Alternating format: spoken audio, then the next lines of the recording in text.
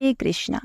प्रिय भक्तगणों, आज ज्येष्ठ माह शुक्ल पक्ष की अमावस्या तिथि है और आज वट सावित्री का व्रत है, जिसे सावित्री अमावस्या भी कहते हैं। इस व्रत को करने से अखंड सुहाग, संतान, सौभाग्य की प्राप्ति होती है। पौराणिक मान्यता के अनुसार इस दिन सौभाग्यवती स्त्रियां अपने पति की लंबी आयु, स्वास्थ्य और उन्नति के लिए वट वृक्ष अर्थात बरगद वृक्ष की पूजा करती हैं एवं व्रत कथा को सुनकर पूजा संपन्न करती हैं। इससे उनकी सभी प्रकार की मनोकामनाएं पूरी होती हैं। प्रिय भक्तगणों, बरगद वृक्ष की लटकती हुई शाखाएं सावित्री देवी का रूप मानी जाती हैं, जिनकी कृपा से स्त्रियों के पति की लंबी उम्र होती है, धन, संतान, खुशहाली, सभी प्रकार की सुख प्राप्त होते हैं। तो आज मैं सुना रही हूँ वट सावित्री व्रत की संपूर्ण व्रत कथा, जिसे आप सभी भक्तगण बड़ी श्रद्धा तथा प्रसन्न चित्त मन से पूरा अवश्य सुनिएगा। वट सावित्री के दिन निर्जला उपवास करने वाली, अपने पति की लंबी आयु की कामना करने वाली सभी माताओं बहनों को मेरा सादर प्रणाम। जय श्री गणेश। पौराणिक कथा के अनुसार प्राचीन काल में भद्र देश में अश्वपति नामक राजा राज्य किया करते थे। कई वर्षों तक पूजा अर्चना करने के बाद उनकी एक कन्या हुई थी। उस कन्या का नाम सावित्री था। वह राजा की एकमात्र संतान थी। कन्या बड़ी होकर अत्यंत तेजस्वी और रूपवान हुई, लेकिन सावित्री के विवाह के लिए उसके पिता को कोई योग्य वर नहीं मिल रहा था। इस बात से दुखी होकर राजा ने सावित्री को स्वयं वर चुनने के लिए कह दिया। अब एक दिन तपोवन में भटकते हुए सावित्री की भेंट साल्व देश के राजा धूमसेन के पुत्र सत्यवान से हुई। प्रिय भक्तगणों, राजा धूमसेन अपने पुत्र सत्यवान के साथ वन में ही निवास किया करते थे, क्योंकि उनका राज्य शत्रुओं ने छीन लिया था। वे निर्जन वन में गरीब की तरह जीवन यापन कर रहे थे। इसी तरह सत्यवान को देखकर सावित्री ने उसे अपने पति के रूप में उसका वरण कर लिया। जब नारद मुनि को इस बात का पता चला तो वह सावित्री के पिता राजा अश्वपति के पास पहुँचे और बोले, हे राजन, यह क्या कर रहे हैं आप? हालांकि सत्यवान गुणवान है, धर्मात्मा है और बलवान भी है, पर उसकी आयु बहुत छोटी है। वह अल्प आयु है, 1 वर्ष के बाद ही उसकी मृत्यु हो जाएगी। अब नारद जी ने सावित्री को चेतावनी देते हुए कहा, पुत्री, तुमने जिस राजकुमार आंकड़े की पूजा करने के रूप में चुना है, वह अल्प आयु जलाया, आंकड़े में झाड़ी से विवाह करना चाहिए। कुमकुम चावल नारद की बात सुनकर गुड़ चढ़ाकर अश्वपति में लड्डू का भोग लगाया और गच्चा सूत बांधकर यह सब देखकर सावित्री रानी ने राजा और प्रजा की खुशहाली की प्रार्थना की। पिताश्री, इसके बाद वह अपने महल लौट गई। एक बार ही वरण कर बीतता और राजा भी एक बार ही आज्ञा देता है, इसीलिए मैं सत्यवान से ही विवाह करूंगी। सावित्री अपने निर्णय पर अडिग रही और आखिरकार उसका विवाह सत्यवान से हो गया। विवाह के पश्चात वे राज वैभव छोड़कर वन गमन कर गई और वहां अपने पति और परिवार की सेवा करने लगी। वह अपने सास ससुर की सेवा बड़े ही तन मन से किया करती थी, लेकिन सत्यवान की मृत्यु का समय निकट आ रहा था और इस चिंता में सावित्री अधीर होने लगी। सावित्री ने अपने पति की दीर्घ आयु के लिए उपासना करना शुरू कर दिया। साथ ही उन्होंने नारद मुनि द्वारा कथित निश्चित तिथि पर पितरों का पूजन भी किया। जिस दिन सत्यवान की मृत्यु होने वाली थी, उसी दिन सत्यवान लकड़ियां काटने जंगल गए। सावित्री भी उसके पीछे पीछे जंगल की ओर निकल पड़ी। वहां सत्यवान को पेट में दर्द होने लगा और वे मूर्छित होकर धरती पर गिर पड़े। सावित्री ने सत्यवान के सिर को अपनी गोद में रख लिया और वहां यमराज प्रकट हो गए। बिना विचलित हुए पूरे विश्वास के साथ सावित्री ने यमराज से सत्यवान के प्राण न ले जाने की प्रार्थना की, लेकिन यमराज देव नहीं माने। सावित्री भी अपनी बात पर अडिग रही और यमराज जी के पीछे पीछे प्रार्थना करते हुए चलने लगी। यमराज ने सावित्री को समझाने की बहुत कोशिश की कि यह विधि का विधान है, लेकिन सावित्री ने उनकी एक न सुनी। आखिरकार सावित्री की निष्ठा को देखकर यमराज ने कहा, हे देवी, तुम धन्य हो, मैं सत्यवान के प्राण नहीं छोड़ सकता, तुम मुझसे कोई और वरदान मांग लो। यह सुनकर सावित्री ने यमराज जी से कहा कि मेरे सास ससुर वनवासी और अंधे हैं, उन्हें आप दिव्य ज्योति प्रदान करें, उन्हें अपनी आंखों से सब कुछ दिखाई देने लगे। यमराज ने उसे यह वरदान दिया और वहां से लौट जाने के लिए कहा, लेकिन पतिव्रता सावित्री यमराज जी के पीछे पीछे चलती रही। यमराज जी ने फिर से उसे लौट जाने के लिए कहा, किंतु इसके जवाब में सावित्री ने कहा, हे भगवान, मुझे अपने पति देव के पीछे पीछे चलने में कोई दिक्कत नहीं है। यह सुनकर यमदेव ने उन्हें एक और वर मांगने के लिए कहा, तो सावित्री ने अपने ससुर का राज वापस मांग लिया। यमराज ने प्रसन्न होकर पुनः वर मांगने को कहा। सावित्री ने वर मांगा कि मेरे ससुर का खोया हुआ राज उन्हें वापस मिल जाए। यमराज ने तथास्तु कहकर पुनः उसे लौट जाने को कहा, परंतु सावित्री अपनी बात पर अडिग रही और वापस नहीं गई। सावित्री की पति भक्ति देखकर यमराज पिघल गए। उन्हें बहुत ही दया आई और उन्होंने सावित्री से एक और वर मांगने को कहा। तब सावित्री ने वर मांगा कि मैं सत्यवान के 100 पुत्रों की मां बनना चाहती हूँ, कृपा कर आप मुझे यह वरदान दे। सावित्री की पति भक्ति से प्रसन्न हो इस अंतिम वरदान को देते हुए यमराज ने सत्यवान की जीवात्मा को पास से मुक्त कर दिया और अदृश्य हो गए। सावित्री जब उसी वट वृक्ष के नीचे आई तो उसने पाया कि वट वृक्ष के नीचे पड़े सत्यवान के मृत शरीर में जीव का संचार हो रहा है। कुछ देर में सत्यवान उठकर बैठ गया।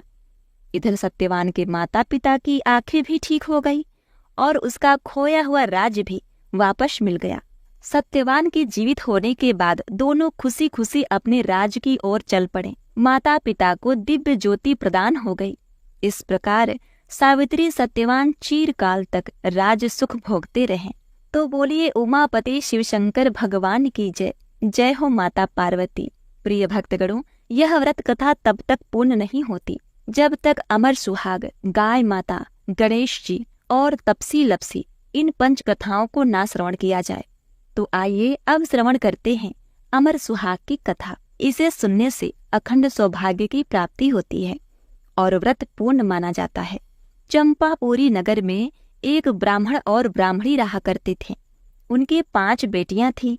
5 बेटियां विधि विधान से देवादिदेव महादेव व माता पार्वती का विधि पूर्वक पूजन कर अमर सुहाग की कथा सुनती थीं। पूजा के समय चारों बेटियां दीपक जलाती तो पूजा पूर्ण होने तक जलता रहता, परंतु 5वीं बेटी का दीपक कहानी सुनने से पहले ही बुझ जाता था। यह देखकर 5वीं बेटी को चिंता होने लगी। सभी बहनों का दीपक तो जलता है, मेरा दीपक बुझ क्यों जाता है? एक दिन 5वीं बेटी ने घर जाकर माँ को सारी बात बताई। तब माँ ने कहा, बेटी, इसमें चिंता की कोई बात नहीं, कल से तू दीपक में घी अधिक डालना।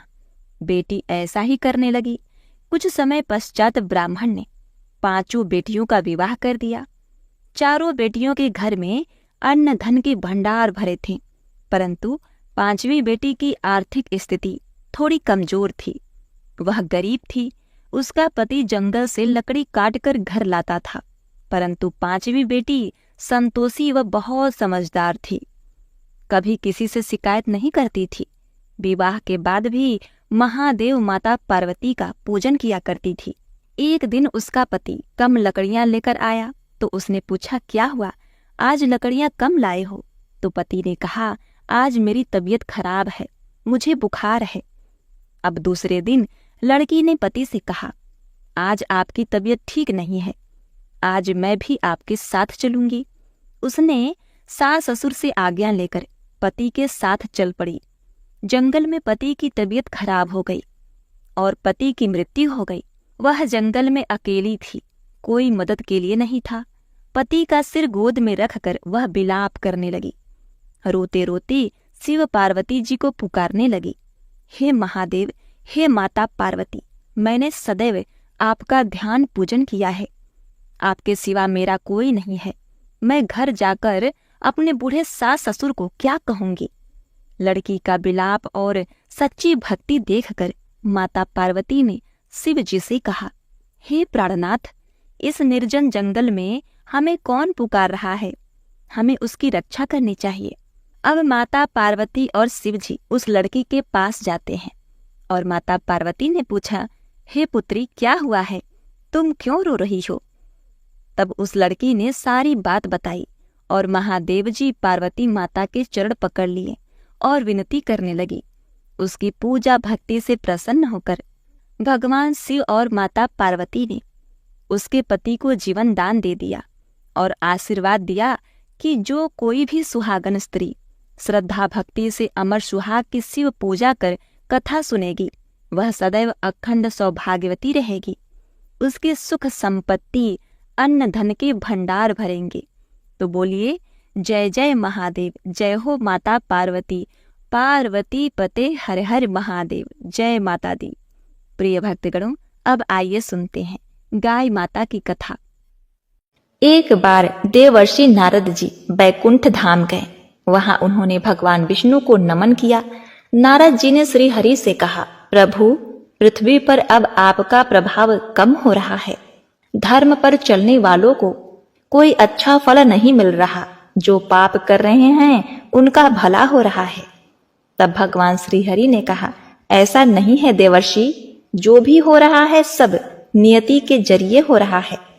नारद जी बोले, मैं तो देखकर आ रहा हूं, पापियों को अच्छा फल मिल रहा है और भला करने वाले धर्म के रास्ते पर चलने वालों को बुरा फल मिल रहा है। भगवान ने कहा, कोई एक ऐसी घटना बताओ। नारद ने कहा, अभी मैं एक जंगल से आ रहा हूं। वहां एक गाय दलदल में फंसी हुई थी। कोई उसे बचाने वाला नहीं था। तभी एक चोर उधर से गुजरा। गाय को फंसा हुआ देखकर भी वह नहीं रुका। वह उस पर पैर रखकर दलदल लांघकर निकल गया। आगे जाकर चोर को सोने की मोहरे से भरी एक थैली मिली। हे प्रभु, थोड़ी देर बाद वहां से एक वृद्ध साधु गुजरा। उसने उस गाय को बचाने की कोशिश की। पूरे शरीर का जोर लगाकर उस गाय को बचा लिया। लेकिन मैंने देखा कि गाय को दलदल से निकालने के बाद वह साधु आगे गया तो एक गड्ढे में गिर गया। प्रभु, बताइए यह कौन सा न्याय है? नारद जी की बात सुनने के बाद प्रभु बोले, यह सही ही हुआ। जो चोर गाय पर पैर रखकर भाग गया था, उसकी किस्मत में तो एक खजाना था, लेकिन उसके एक पाप के कारण उसे केवल कुछ मोहरे ही मिली। वहीं उस साधु को गड्ढे में इसलिए गिरना पड़ा क्योंकि उसके भाग्य में मृत्यु लिखी थी। लेकिन गाय के बचाने के कारण उसके पुण्य बढ़ गए और उसकी मृत्यु एक छोटी सी चोट में बदल गई। इंसान के कर्म से उनका भाग्य तय होता है। तो हे नारद, मनुष्य को कर्म करते रहना चाहिए क्योंकि कर्म से भाग्य बदला जा सकता है। तो एक बार प्रेम से बोलिए, ओम नमो भगवते वासुदेवाय नमः। हरे कृष्णा, पार्वती पते हर हर महादेव। प्रिय भक्तगणों, अब आप उस कथा को सुनिए जिसके अनुसार भगवान श्री गणेश को विवाह में सबसे पहले उन्हीं को निमंत्रण दिया जाता है। एक समय की बात है, विष्णु भगवान का विवाह लक्ष्मी जी के साथ निश्चित हो गया। विवाह की तैयारी होने लगी। सभी देवताओं को निमंत्रण भेज दिए गए, परंतु गणेश जी को निमंत्रण नहीं दिया गया। कारण जो भी रहा हो, अब भगवान विष्णु की बारात जाने का समय आ गया। सभी देवता अपने अपनी पत्नियों के साथ विवाह समारोह में आए। उन सबने देखा कि श्री गणेश जी कहीं दिखाई नहीं दे रहे हैं। तब वे आपस में चर्चा करने लगे कि क्या गणेश जी को न्योता नहीं दिया गया है या स्वयं गणेश जी नहीं आए हैं। सभी को इस बात पर आश्चर्य होने लगा। तभी सबने विचार किया कि विष्णु भगवान से ही इसका कारण पूछा जाए। विष्णु भगवान से पूछने पर उन्होंने कहा, हमने गणेश जी के पिता भोलेनाथ महादेव को न्योता भेजा है। यदि गणेश जी अपने पिता के साथ आना चाहते हैं तो आ जाते। अलग से न्योता देने की कोई आवश्यकता भी नहीं थी। दूसरी बात यह कि उनको 1.25 मन मूंग, 1.25 मन चावल, 1.25 मन घी और 1.25 मन लड्डू का भोजन दिन भर में चाहिए। यदि गणेश जी नहीं आएंगे तो कोई बात नहीं, दूसरे के घर जाकर इतना सारा खाना पीना अच्छा भी नहीं लगता। इतनी वार्ता कर ही रहे थे कि किसी एक ने सुझाव दिया, यदि गणेश जी आ भी जाएं तो उनको द्वारपाल बनाकर बैठा देंगे। आप घर की याद रखना, आप तो चूहे पर बैठकर धीरे धीरे चलोगे तो बारात से बहुत पीछे रह जाओगे। यह सुझाव भी उनको पसंद आ गया तो भगवान विष्णु ने भी अपनी सहमति दे दी। होना क्या था, इतने में श्री गणेश जी वहां आ पहुंचे और उन्हें समझा बुझाकर घर की रखवाली के लिए बैठा दिया। बारात चल दी। तब नारद जी ने देखा कि गणेश जी तो दरवाजे पर ही बैठे हुए हैं, तो वे गणेश जी के पास गए और रुकने का कारण पूछा। गणेश जी कहने लगे कि विष्णु भगवान ने मेरा बहुत अपमान किया है। नारद जी ने कहा कि आप अपनी मूसक सेना को आगे भेज दे तो वह रास्ता खोद देगी, जिससे उनके वाहन धरती में धंस जाएंगे। तब आपको सम्मान पूर्वक बुलाना पड़ेगा। अब गणेश जी ने अपनी मूसक सेना जल्दी से वहां भेज दी और सेना ने जमीन पोल कर दी। जब बारात वहां से निकली तो रथों के पहिए जमीन में धंस गए। लाख कोशिश करे परंतु पहिए नहीं निकले। सभी ने अपने अपने उपाय किए परंतु पहिए तो निकले ही नहीं, बल्कि जगह जगह से टूट फूट गए। किसी की समझ में नहीं आ रहा था कि अब क्या किया जाए। तो नारद जी ने कहा, आप लोगों ने गणेश जी का अपमान करके अच्छा नहीं किया है। यदि उन्हें मनाकर लाया जाए तो आपका कार्य सिद्ध हो सकता है और यह संकट टल सकता है। भगवान शंकर ने अपने दूत नंदी को भेजा कि वे श्री गणेश जी को लेकर आएं। अब गणेश जी का आदर सम्मान के साथ पूजन किया गया। तब कहीं रथ के पहिए निकले। अब रथ के पहिए निकल तो गए परंतु वे टूट फूट गए, तो उन्हें सुधारे कौन। पास के खेत में खाती काम कर रहा था, उसे बुलाया गया। खाती अपना कार्य करने से पहले श्री गणेशाय नमः कहकर गणेश जी की वंदना मन ही मन करने लगा। देखते ही देखते खाती ने सभी पहियों को ठीक कर दिया। तब खाती कहने लगा, हे देवताओं, आपने सर्वप्रथम गणेश जी को नहीं मनाया होगा और न ही उनकी पूजा की होगी, इसीलिए तो आपके साथ यह संकट आया है। हम तो मूर्ख अज्ञानी हैं, फिर भी पहले गणेश जी को पूजते हैं, उनका ध्यान करते हैं। आप लोग तो देवतागण हैं, फिर भी आप लोग गणेश जी को कैसे भूल गए। अब आप लोग भगवान श्री गणेश जी की जय बोलकर जाएं, तो आपके सब काम बन जाएंगे और कोई संकट भी नहीं आएगा। अब ऐसा कहते हुए बारात वहां से चल दी और विष्णु भगवान का लक्ष्मी जी के साथ विवाह संपन्न करा के सभी सकुशल घर लौट आए। हे गणेश जी महाराज, आपने भगवान विष्णु का जैसा कार्य सिद्ध किया वैसा कार्य सबका सिद्ध करना। बोलो गजानन भगवान की जय। ओम नमः शिवाय। जय श्री गणेश। एक बार श्री गणेश जी ने पृथ्वी के मनुष्यों की परीक्षा लेने का विचार किया। वे अपना रूप बदलकर पृथ्वी पर भ्रमण करने लगे। उन्होंने एक बालक का रूप बना लिया। एक हाथ में एक चम्मच में दूध ले लिया और दूसरे हाथ में एक चुटकी चावल ले लिया। साथ ही साथ आवाज लगाते चल रहे थे, कोई मेरे लिए खीर बना दे, कोई मेरे लिए खीर बना दे। लेकिन कोई भी उन पर ध्यान नहीं दे रहा था, बल्कि लोग उन पर हंस रहे थे। वे लगातार एक गांव के बाद दूसरे गांव इसी तरह चक्कर लगाते हुए पुकारते रहे, पर कोई खीर बनाने के लिए तैयार नहीं था। सुबह से शाम हो गई। श्री गणेश जी लगातार घूम रहे थे। एक बुढ़िया माई थी जो शाम के वक्त अपनी झोपड़ी के बाहर बैठी हुई थी। तभी गणेश जी वहां से पुकारते हुए निकले, कोई मेरी खीर बना दे, कोई मेरी खीर बना दे। बुढ़िया माई बहुत ही कोमल हृदय वाली स्त्री थी। उसने कहा, बेटा मैं तेरी खीर बना देती हूँ। गणेश जी ने कहा, माई अपने घर में से दूध और चावल लेने के लिए बर्तन ले आओ। बुढ़िया माई एक कटोरी लेकर जब झोपड़ी से बाहर आई तो गणेश जी ने कहा, अपने घर का सबसे बड़ा बर्तन लेकर आओ।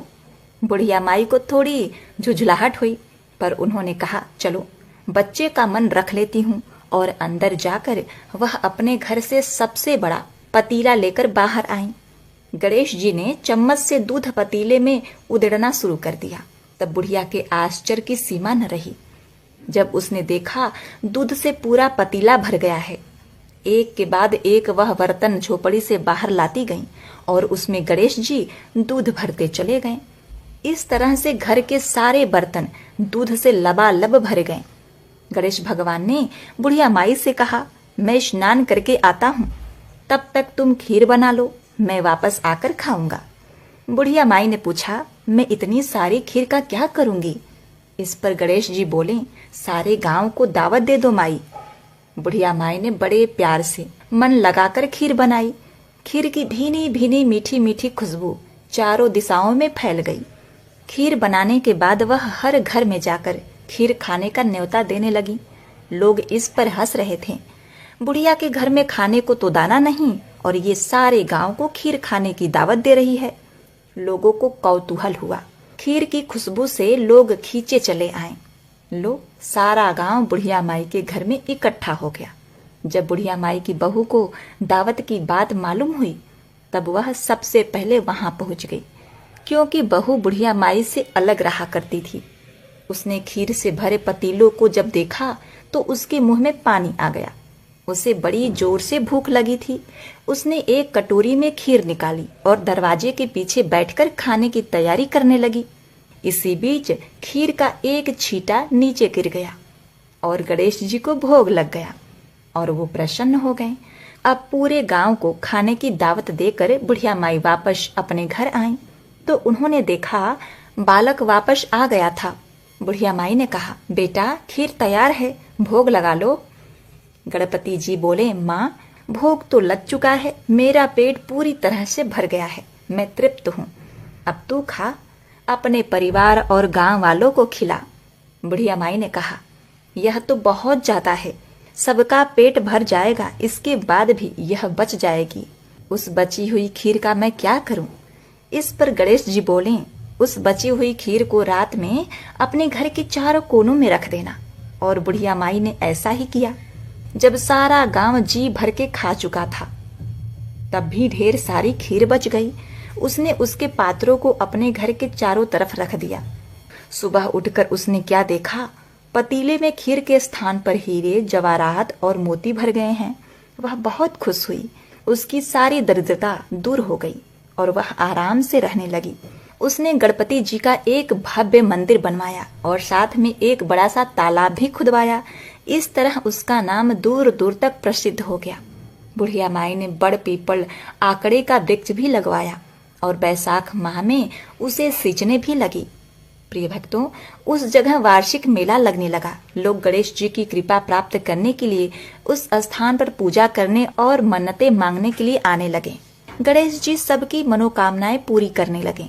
प्रिय भक्तों, इस प्रथम कहानी के माध्यम से मैं आज यही शुभकामनाएं दे रही हूँ कि इस कथा कहानी को कहते सुनते और हुकारा भरते जैसी कृपा गणेश भगवान ने बुढ़िया माई पर की, वैसी कृपा हम सब पर करना। बोलिए गणपति भगवान की जय। प्रिय भक्तगणों, अब आइए सुनते हैं कथा को संपूर्ण करने वाली तपसी लपसी की कथा। एक था तपसी, एक था लपसी।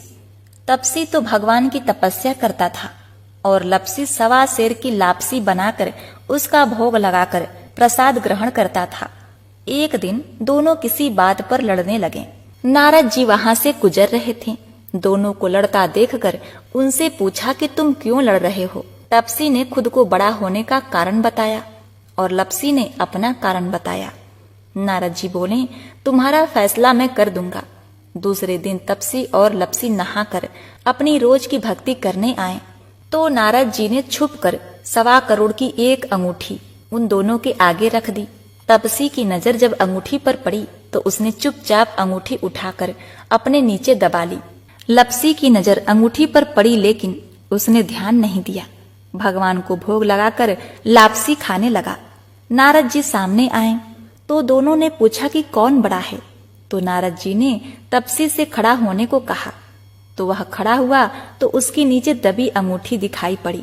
नारद जी ने तपसी से कहा, तपस्या करने के बाद भी तुम्हारी चोरी करने की आदत नहीं गई, इसीलिए लपसी बड़ा है और तुम्हें तुम्हारी तपस्या का कोई फल नहीं मिलेगा।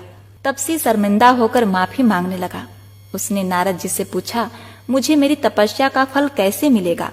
नारद जी ने कहा, यदि कोई गाय और कुत्ते की रोटी नहीं बनाएगा तो फल तुझे मिलेगा। यदि कोई ब्राह्मण को भोजन करवाकर दक्षिणा नहीं देगा तो फल तुझे मिलेगा। यदि कोई साड़ी के साथ ब्लाउज और रुपए नहीं देगा तो फल तुझे मिलेगा। यदि कोई दिए से दिया जलाएगा तो फल तुझे मिलेगा। यदि कोई सारी व्रत कथा को सुने लेकिन तुम्हारी कहानी को न सुने तो फल तुझे मिलेगा। उसी दिन से हर व्रत कथा कहानी के साथ तपसी लपसी की कहानी भी सुनी और कही जाती है। तो बोलिए उमापति शिव शंकर भगवान की जय। जय भोलेनाथ, जय विष्णु भगवान, जय हो माता लक्ष्मी। हे भगवान, आप अपने सभी भक्तों का कल्याण करना, उनके ऊपर अपनी कृपा दृष्टि सदा सर्वदा बनाए रखना।